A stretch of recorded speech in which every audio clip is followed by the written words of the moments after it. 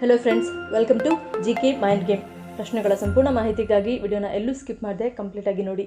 ಇವತ್ತಿನ ಪ್ರಶ್ನೆಗಳಲ್ಲಿ ಮೊದಲನೇ ಪ್ರಶ್ನೆ, ಪಪ್ಪಾಯಿ ಎಲೆಯ ರಸದೊಂದಿಗೆ ಯಾವುದನ್ನು ಬೆರೆಸಿ ಸೇವಿಸುವುದರಿಂದ ಪ್ಲೇಟ್ಲೆಟ್ಸ್ ಕೆಲವೇ ಗಂಟೆಗಳಲ್ಲಿ 2 ಲಕ್ಷದವರೆಗೂ ತಲುಪುತ್ತದೆ? ಆಪ್ಷನ್ಸ್: ಎ ಉಪ್ಪು, ಬಿ ಕರಿಮೆಣಸಿನ ಪುಡಿ, ಸಿ ನಾಟಿ ಬೆಲ್ಲ, ಡಿ ಜೇನುತುಪ್ಪ.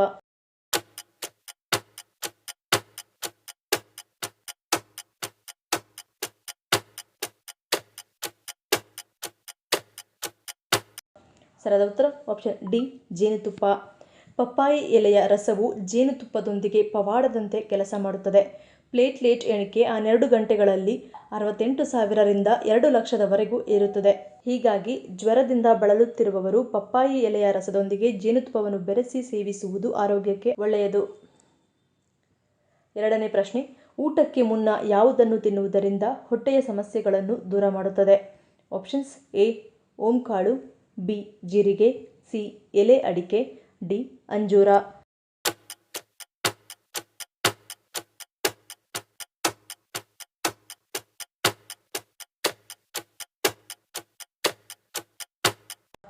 ಸರಿಯಾದ ಉತ್ತರ ಆಪ್ಷನ್ ಡಿ ಅಂಜೂರ.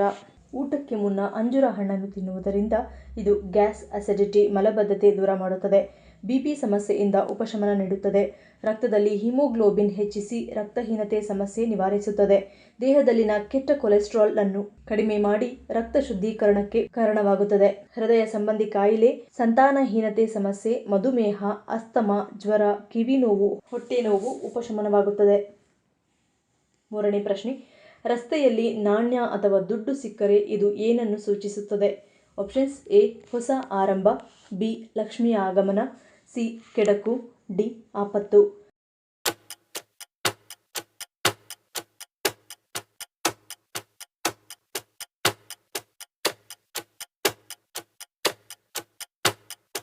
ಸರಿಯಾದ ಉತ್ತರ ಆಪ್ಷನ್ ಎ ಹೊಸ ಆರಂಭ. ನಿಮಗೆ ರಸ್ತೆಯಲ್ಲಿ ನಾಣ್ಯ ಸಿಕ್ಕರೆ ಅದು ನಿಮ್ಮ ಜೀವನದಲ್ಲಿ ಹೊಸ ಆರಂಭದ ಸಂಕೇತವಾಗಿದೆ. ಇದು ದೀರ್ಘಾಯುಷ್ಯ ಮತ್ತು ನೀವು ದೊಡ್ಡ ವಿಷಯಗಳಿಗೆ ಗುರಿಯಾಗಿದ್ದೀರಿ ಎಂಬ ಅಂಶವನ್ನು ಪ್ರತಿನಿಧಿಸುತ್ತದೆ. ನಾಣ್ಯಗಳು ಸಿಗುವುದು ಏಕತೆಯನ್ನು ಪ್ರತಿನಿಧಿಸುತ್ತದೆ, ಅಂದರೆ ನೀವು ಯಾವಾಗಲೂ ನಿಮ್ಮ ಪ್ರೀತಿ ಪಾತ್ರರೊಂದಿಗೆ ಸಂಪರ್ಕದಲ್ಲಿರುತ್ತೀರಿ ಎಂಬುದಾಗಿದೆ. ಮತ್ತು ನಿಮ್ಮ ಜೀವನದುದ್ದಕ್ಕೂ ನಿಮಗೆ ಮಾರ್ಗದರ್ಶನ ನೀಡುವ ಮತ್ತು ನಿಮಗೆ ಜೀವನದ ಪ್ರತಿಯೊಂದು ಹಂತದಲ್ಲೂ ಸಹಾಯ ಮಾಡುವ ನಿಮ್ಮ ರಕ್ಷಕ ದೇವತೆಗಳ ಬೆಂಬಲವನ್ನು ನೀವು ಹೊಂದಿರುತ್ತೀರಿ ಎನ್ನುವುದನ್ನು ಸೂಚಿಸುತ್ತದೆ. ನಾಲ್ಕನೇ ಪ್ರಶ್ನೆ, ಯಾವುದನ್ನು ಅತಿಯಾಗಿ ಸೇವಿಸುವುದರಿಂದ ಟೈಪ್ 2 ಮಧುಮೇಹಕ್ಕೆ ಕಾರಣವಾಗುತ್ತದೆ? Options: A ice cream, B cold coffee, C ತಣ್ಣನೆಯ ಪಾನೀಯ, ಡಿ ಮೇಲಿನ ಎಲ್ಲವೂ.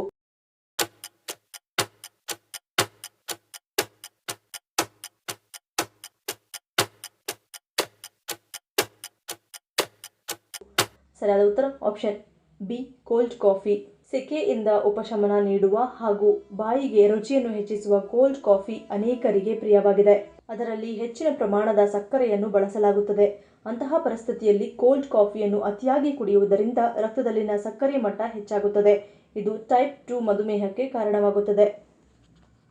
ಐದನೇ ಪ್ರಶ್ನೆ, ಪುರಾಣಗಳ ಪ್ರಕಾರ ಭಗವಾನ್ ಶ್ರೀಕೃಷ್ಣನನ್ನು ಕೊಂದ ಬೇಡ ಯಾರು? Options: A Pradyumna, B Ugrasena, C Kamsa, D ಜರ.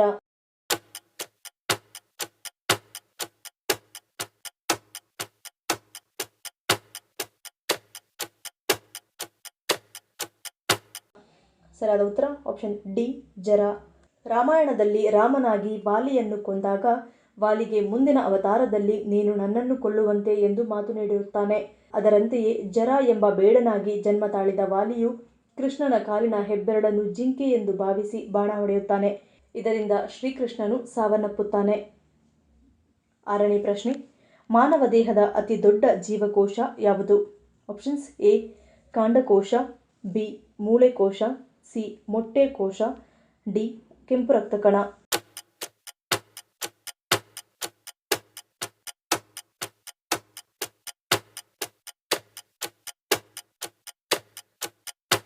ಸರಿಯಾದ ಉತ್ತರ ಆಪ್ಷನ್ ಸಿ ಮೊಟ್ಟೆ ಕೋಶ.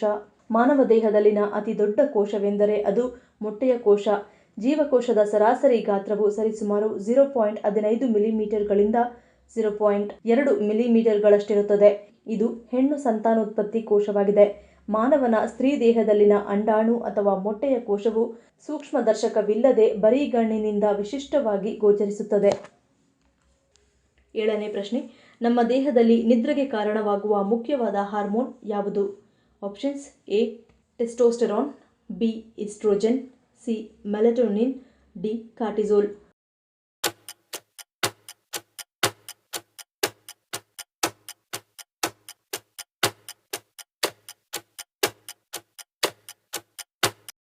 ಸರಿಯಾದ ಉತ್ತರ ಆಪ್ಷನ್ ಸಿ ಮೆಲಟೋನಿನ್. ನಮ್ಮ ದೇಹದಲ್ಲಿ ಮುಖ್ಯವಾಗಿ ನಮ್ಮ ನಿದ್ರೆಗೆ ಕಾರಣವಾಗುವ ಹಾರ್ಮೋನ್ ಎಂದರೆ ಅದು ಮೆಲಟೋನಿನ್. ಬೆಳಗ್ಗೆ ಸೂರ್ಯ ಹುಟ್ಟುವಾಗ ಮತ್ತು ಸಂಜೆ ಸೂರ್ಯ ಮುಳುಗುವ ಸಂದರ್ಭದಲ್ಲಿ ಈ ಹಾರ್ಮೋನಿನ ಮಟ್ಟ ನಮ್ಮ ದೇಹದಲ್ಲಿ ಬೇರೆ ಬೇರೆ ರೀತಿಯಲ್ಲಿ ಇರುತ್ತದೆ. ಆರೋಗ್ಯ ತಜ್ಞರು ಹೇಳುವ ಹಾಗೆ ಬೆಳಗ್ಗಿನ ಸಮಯದಲ್ಲಿ ಮೆಲಟೋನಿನ್ ನಮ್ಮ ದೇಹದಲ್ಲಿ ಕಡಿಮೆಯಾಗುತ್ತದೆ. ಇದರಿಂದ ನಮಗೆ ನಿದ್ರೆಯಿಂದ ಎಚ್ಚರವಾಗುತ್ತದೆ. ಅದೇ ರೀತಿ ರಾತ್ರಿಯ ಸಮಯದಲ್ಲಿ ಈ ಹಾರ್ಮೋನ್ ನಮ್ಮ ದೇಹದಲ್ಲಿ ಹೆಚ್ಚು ಉತ್ಪತ್ತಿಯಾಗುತ್ತದೆ. ಹಾಗಾಗಿ ಊಟ ಮಾಡಿದ ತಕ್ಷಣ ನಮಗೆ ಕಣ್ಣುಗಳಿಗೆ ನಿದ್ರೆ ಆವರಿಸುತ್ತದೆ.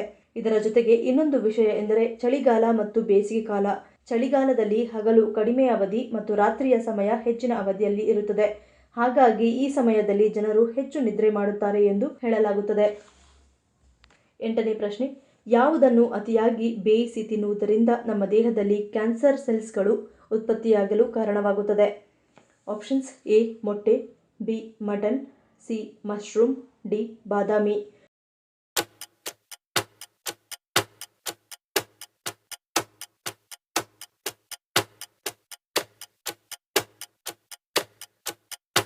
ಸರಿಯಾದ ಉತ್ತರ ಆಪ್ಷನ್ ಡಿ ಬಾದಾಮಿ.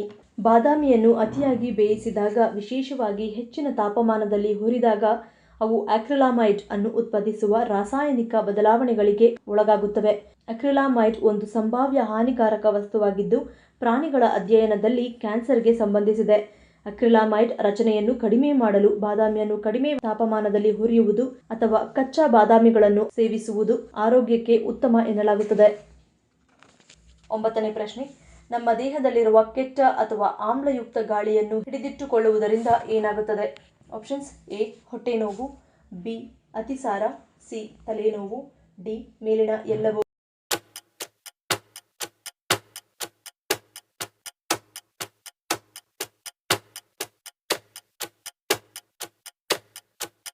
ಸರಿಯಾದ ಉತ್ತರ ಆಪ್ಷನ್ ಡಿ ಮೇಲಿನ ಎಲ್ಲವೂ.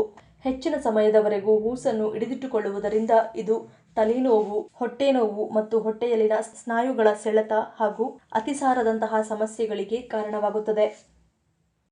10ನೇ ಪ್ರಶ್ನೆ, ವಿಧವೆಯರು ಮಂಗಳಸೂತ್ರವನ್ನು ಏಕೆ ಧರಿಸಬಾರದು?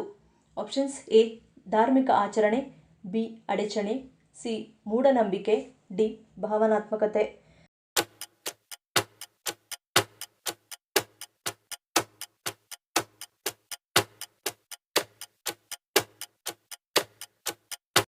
ಸರಿಯಾದ ಉತ್ತರ ಆಪ್ಷನ್ ಎ ಮತ್ತು ಬಿ.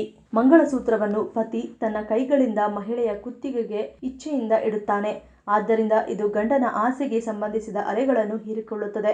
ಗಂಡನ ಮರಣದ ನಂತರವೂ ಹೆಂಡತಿ ಮಂಗಳಸೂತ್ರವನ್ನು ಫ್ಯಾಷನ್ ಆಗಿ ಧರಿಸಿದರೆ ಈ ಕಂಪನಗಳಿಂದ ಗಂಡನ ಸೂಕ್ಷ್ಮ ದೇಹವು ಭೂಗೋಳದಲ್ಲಿ ಸಿಲುಕಿಕೊಳ್ಳಬಹುದು. ಮಹಿಳೆ ಮಂಗಳಸೂತ್ರವನ್ನು ನೋಡಿದಾಗಲೆಲ್ಲ ಅವಳಿಗೆ ತನ್ನ ಗಂಡನ ನೆನಪಾಗುತ್ತದೆ. ಇದು ಉನ್ನತ ಪ್ರದೇಶಗಳಿಗೆ ಅವನ ಸೂಕ್ಷ್ಮ ದೇಹದ ಪ್ರಯಾಣದ ವೇಗವನ್ನು ತಡೆಯುತ್ತದೆ. ಈ ಪ್ರಶ್ನೆಗಳಲ್ಲಿ ನೀವು ಎಷ್ಟು ಪ್ರಶ್ನೆಗಳಿಗೆ ಸರ್ ಉತ್ತರವನ್ನು ಕೊಟ್ಟರೆ ಅನ್ನೋದನ್ನು ಕಮೆಂಟ್ ಮಾಡಿ ತಿಳಿಸಿ. ಈ ವಿಡಿಯೋ ನಿಮ್ಗೆ ಇಷ್ಟ ಆಗಿದ್ರೆ ಮರಿದೇ ಲೈಕ್ ಮಾಡಿ, ಶೇರ್ ಮಾಡಿ, ಸಬ್ಸ್ಕ್ರೈಬ್ ಮಾಡಿ. ನನ್ನ ಚಾನಲ್ನ ಇನ್ನೂ ಸಬ್ಸ್ಕ್ರೈಬ್ ಮಾಡಿದೆ ಹಾಗೆ ವಿಡಿಯೋಸ್ ನೋಡ್ತಿದ್ರೆ ಪ್ಲೀಸ್ ಸಬ್ಸ್ಕ್ರೈಬ್ ಮಾಡಿ, ಸಪೋರ್ಟ್ ಮಾಡಿ. ಮತ್ತೊಂದು ಇಂಟ್ರೆಸ್ಟಿಂಗ್ ವಿಡಿಯೋದೊಂದಿಗೆ ಸಿಗ್ತೀನಿ. Until love you all, take care.